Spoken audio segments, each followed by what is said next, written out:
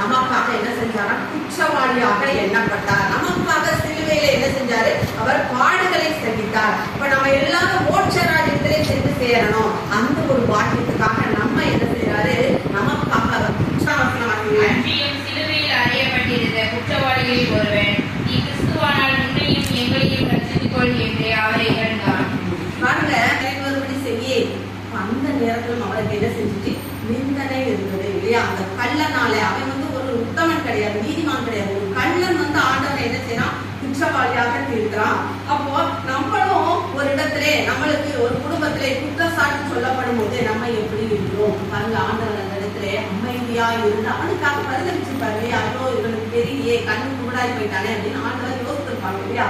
அப்போ ஆண்டவர் நம்மளுக்காக பரிதவிக்கிற தேவனாய் காணப்படுகிறாரு. பாருங்க எவ்வளவு அழகாக அவனுடைய காரியத்தை என்ன செய்யறாரு? அவர் யோசித்து கொண்டே இருக்காரு. இவன் நம்மள மனம் திரும்பாம இந்த நேரத்திலேயா நம்ம மனம் திரும்பி இருக்கலாமே அப்படின்னு சொல்லி ஆண்டவர் யோசிக்கிறார். ஆனா அவருக்கு அந்த எண்ணங்களே இல்லை. பாருங்க, ஒரு மனுஷன் இருந்தானா, அந்த மனுஷன் போய் குயில்கிட்ட போய் சொன்னானா, உன் குரல் அழகா இருக்கு, நீ கருப்பா இல்லாம இருந்தா எவ்வளவு அழகா இருக்கும் அப்படின்னு சொன்னா, நல்லா இருக்கும் அப்படின்னா. இன்னும் ஒரு ரோஜா செடிகிட்ட போய் சொன்னானா, உன் பூலாம் அழகா இருக்கு, நீ முள்ளு இல்லாம இருந்தா எவ்வளவு அழகா இருக்கும். அப்ப மூணு சேர்ந்து அவனுக்கு சொல்லிச்சான், நீ மனுஷனே, உன் மாநிலனே, உன்கிட்ட மட்டும் இந்த குறை சொல்ற காரியம் இல்லாம இருந்தா நீ எவ்வளவு நல்லவனா இருக்க அப்படின்னு சொன்னாங்க. பாருங்க, இந்த தான் குற்றவாளி, ஆனா ஆண்டவரை பார்த்து சொல்றான், நீ ஒழுங்கா இருந்தா நீ இறங்கி வா அப்படின்னு சொல்லி சொன்னான். இவ்வளவு ஒரு பெரிய காரியம் பாருங்க. நம்ம குடும்பங்களிலும் இப்படிப்பட்ட சூழ்நிலைகள் காணப்படும் போது நம்ம எப்படி யோசிக்கிறோம்? ஆண்டவர் அந்த சிலுவையிலே அவனுக்காய் பரிதவித்தாரே. இப்ப நம்மளும் குடும்பங்களிலே பரிதவிக்கப்படும்படியாக நம்ம அழைக்கப்பட்டிருக்கோம். இதே வேதம் என்ன செய்து நமக்கு கற்றுக் கொடுக்கிறது. வாசிக்கிறீங்களா? ரோமர் 14 அதிகாரம் 10 அப்புறம் 13 வாசிங்களா? ரோமர் 14 10 13. நீ உன் சகோதரனை குற்றவாளி என்று தீர்க்கிறது என்ன? நீ உன் சகோதரனை அற்பமாய் எண்ணுகிறது என்ன? நாம் எல்லாரும் கிறிஸ்துவினுடைய நியாயசனத்திற்கு முன்பாக நிற்போமே. குற்றவாளிகளாக தீர்க்காதிருக்கும்படியாக சிலுவை என்ன செய்து முதல்ல நமக்கு கற்றுக் கொடுக்கிறது. அப்போ முதல்ல இந்த காரியத்துல ஆண்டவர் என்ன கற்றுக் கொடுக்கிறார்? நம்ம மற்றவாளிகளை குற்றவாளிகளாக தீர்க்க கூடாது. குற்றவாளியை நீங்க சொல்றீங்களா? அடுத்து வாசிக்கிறீங்களா? லூக்கா 23 அதிகாரம் 40 41 வாசிங்களேன். 23 40. அவனை நோக்கி, நீ இந்த ஆக்கினைக்கு உட்பட்டவனாய் இருந்தோம் தேவனுக்கு பயப்படுகிறது இல்லையா? நாமோ நியாயப்படி தண்டிக்கப்படுகிறோம். நாம் நடப்பித்தவர்களுக்கு தக்க பலனை அடைகிறோம். இவ்வளவு தகாதொன்றையும் நடப்பிக்கவில்லையே என்று அவனை கடிந்து கொண்டு. கல்லன்னு சொல்றோம், ஆனா அவன் என்ன செஞ்சான்? தன் நிலைமையை என்ன செஞ்சான்? அவன் உணர்ந்தவனாக அந்த இடத்துல காணப்படுறான். அவன் சொல்றான், நாம நியாயப்படி தண்டிக்கப்படுறோம், ஆனா அவர் குற்றம் ஒன்றும் செய்யலையே அப்படின்னு சொல்லி தான் குற்றவாளி என்பதை அவன் என்ன செஞ்சான்? ஒத்துக்கொள்கிறான். அந்த கல்லன் அப்படின்னு சொல்றான். ஆனா அவனிடத்திலே காணப்படுகிற காரியம் நம்மிடத்திலே காணப்படுகிறதா? அப்போ மற்றவர்கள் குற்றங்களை நம்மிடத்திலே சுட்டி காட்டும் போது நம்மளுக்கு எது அதை ஏற்றுக்கொள்வதற்கு தடையா இருக்கிறது? நம்முடைய பட்டம், பதவி, பணம், அந்தஸ்து அதுக்கு தடையா இருக்குதா அப்படின்னு யோசித்து பார்க்கும்படியாக நம்ம அழைக்கப்பட்டிருக்கோம்.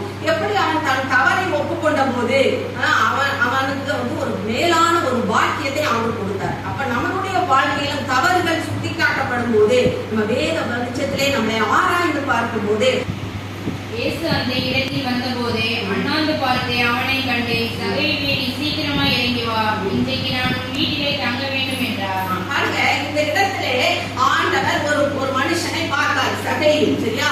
அவனை பார்க்கும் போது அவன்கிட்ட சொல்றாரு, நான் இன்னைக்கு உங்க வீட்டுல தங்கணும்பான்னு தான் சொல்றாரு.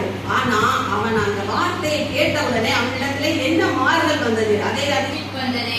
இவனும் ஆபிரகாமுக்கு இந்த வீட்டுக்கு இன்னைக்கு ரட்சிப்பு வந்தது. அதேதான் அந்த கடவுள் செஞ்சான். நான் பாவி அப்படின்னு சொல்லி அவன் ஒத்துக்கொண்டதுனால இன்னைக்கு நீ என்னோடு கூட பரதீசில் இருப்பாய் பாக்கியத்தை கொடுத்தார். அப்ப 2வது சிலுவை நமக்கு கற்றுத்தருகிற பாடம் என்னது?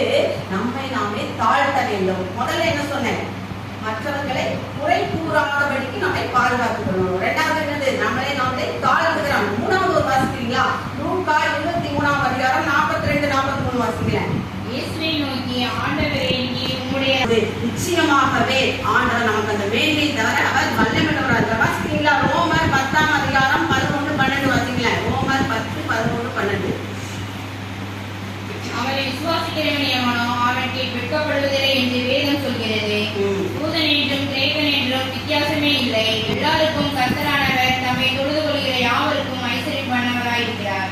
பாருங்க, அவர் சொல்றாரு, யாருமே அவரை நோக்கி பார்த்தவன் யாரும் வெட்கப்பட்டு போனதே இல்லை. whoever டிசப்பாயிண்டட், அதாவது யாருமே என்ன செய்து வெட்கப்பட்டு போனதே கிடையாது. அவர் ஐஸ்வர்ய சம்பன்னர். ஐஸ்வர்ய சம்பன்னர்னா என்ன அர்த்தம்? God is same God for all, richly blesses all who call to him. அவர் சேம் காட் தான். யார் கூப்பிட்டாலும் அவரை அதிகமாய் ஆசீர்வதிக்க அவர் என்னெல்லாம் செய்யலாம், தண்ணி ஊத்துறானா, எது செய்யலாம் கூட நல்லா பழகிட்டு. அதனால இந்த தோட்டக்காரன் என்ன செஞ்சான், ஒரு நாள் நான் சந்தைக்கு போகும்போது ஒரே ஒரு நாள் தானே இவருக்கு தண்ணி மட்டும் ஊற்றிட்டு போய் சொல்லிடுவோம் அப்படின்னு நினைச்சு அந்த குரங்கள்கிட்ட கூப்பிட்டு சொன்னார். உடனே அது சொல்லிச்சு, தண்ணிலாம் ஊற்றிப்போம், யாரையும் ஏமாற்றுகிறவர் கிடையாது. அவர் நம்மை நோக்கி கூப்பிடுகிற யாவருக்கும் அவர் ஐஸ்வர்ய சம்பனராய் இருக்கிறார். அதனால முதலாவது நம்ம என்ன பார்த்தோம், மற்றவங்களை குற்றம் கண்டுபிடிக்கிறதை நம்ம இந்த வேலையில நிப்பாட்டணும், சரியா?